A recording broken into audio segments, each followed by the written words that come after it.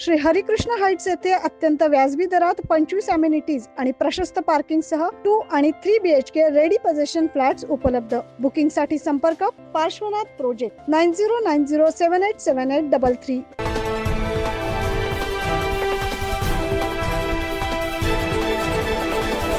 मागील काही दिवसांपासून राज्यातील पोलीस दलातील वरिष्ठ अधिकाऱ्यांच्या सातत्याने बदल्या होत आहेत। त्याच पार्श्वभूमीवर नाशिक शहर पोलीस आयुक्त यांच्या आदेशाने सातपूर वरिष्ठ पोलीस निरीक्षक यांच्या मार्गदर्शनाखाली सातपूर भागातील पोलीस अधिकाऱ्यांच्या बदल्या करण्यात आल्या। त्यामुळे आता नवीन पोलीस आयुक्त वरिष्ठ पोलीस निरीक्षक आल्यानंतर पोलीस रस्त्यावर दिसतात असे नेहमीच भासते।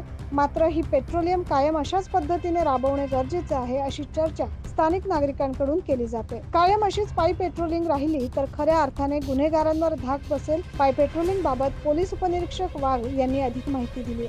नाशिक शहराचे माननीय पोलीस आयुक्त श्री संदीप कर्णिकसो यांच्या मार्गदर्शनाने त्यांनी ठरवून दिलेल्या सातपूर हद्दीतील पेट्रोलिंग बाबत तसेच माननीय पोलीस उपायुक्त मोनिका राऊत मॅडम तसेच माननीय ACP सर शेखर देशमुख व आमचे वरिष्ठ पोलीस निरीक्षक रणजित नलोडे सर यांच्या मार्गदर्शनाखाली आम्ही सातपूर पोलीस स्टेशनच्या हद्दीमध्ये पायी पेट्रोलिंग करून टवाळखोरांवर कारवाई करीत आहोत।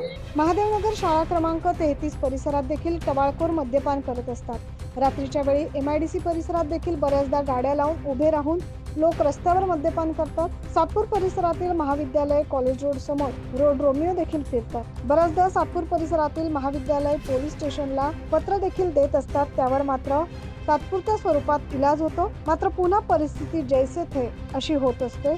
महाविद्यालय परिसरात लक्ष देणे गरजेचं आहे अशा पद्धतीच्या चर्चा सध्या परिसरात सुरू आहे आणि याच सर्व दृष्टीने पेट्रोलिंग हे महत्त्वाचं आहे असं मत स्थानिकांनी व्यक्त केलंय। कामगारनगरमधील वाहतूक आणि टवाळखोरांचा उद्रेक जास्त होत आहे। वाहनांचा वेग मर्यादा राहिलेली नाही आणि नागरिकांनाही त्याचा त्रास होतोय आणि मद्यपी जे आहे जो अड्डा झालेला आहे गंमत जम्मत म्हणून, त्यामुळे पण भरपूर त्रास नागरिकांना सहन करावा लागतोय। त्याच्यावर काहीतरी पोलीस कारवाई किंवा पेट्रोलिंग वाढवावी, रात्रीची गस्त वाढवावी, बाकीचे टवाळखोरांना त्याचा आळा बसेल असं काहीतरी सातपूर पोलिसांच्या वतीने व नाशिक पोलीस शहर वतीने। न्यूज महाराष्ट्रासाठी प्रतिनिधी ज्ञानेश्वर।